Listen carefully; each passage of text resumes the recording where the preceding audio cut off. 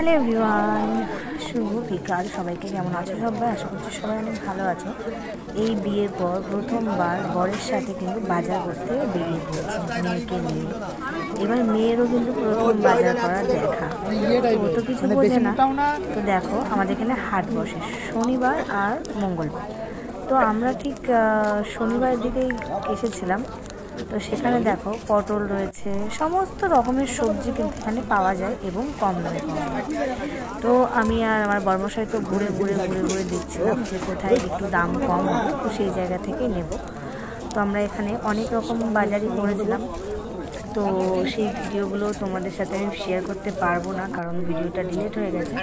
আমরা এখানে আলু, পটল, বেগুন মানে সমস্ত কিছু যা ছিল অল্প অল্প করে নিয়েছিলাম। আমি বেশিরভাগ একটু এই পালং শাকটাই খোঁজ করছিলাম, কিন্তু পালং শাকটা এখনও পেলাম না। তারপর এই যে বরমশাই কিন্তু ছোলার শাক খেতে খুবই পছন্দ করে। আর এই ভিডিওটা কিন্তু আমার বরমশাই যাওয়ার একদিন আগে তো ও চলে যাবে, তো সেই জন্য বললো চলো বাজার করে দিয়ে যাই। তো সেই জন্য বাজার করতে চলে এসেছি।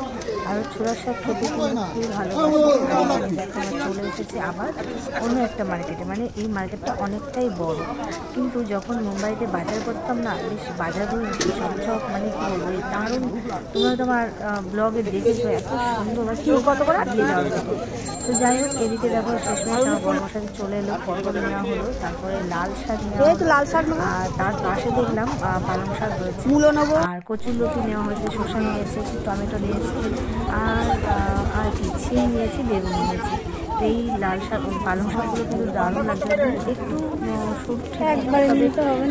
খেতে বেশ ভালোই লেগেছিল। আর এইদিকে দেখো আমি মেয়েকে নিয়ে তো দাঁড়িয়ে নিয়েছিলাম, আর এখানে একদমই কম দাম। আমি ভেবে নাও 100 টাকায় অনেক বাজার হয়ে গেছে। এই কচুর লতি কটা মাত্র 10 টাকা দাম। আমাদের এক ঝুড়ি বাজার হয়ে গেছে। আমাদের এখানে বাজার হয়েছে 140 টাকা। তারপর দেখো এদিকে দেখো সমস্ত কিছু কিন্তু আমাদের বাজার হয়ে গেছে।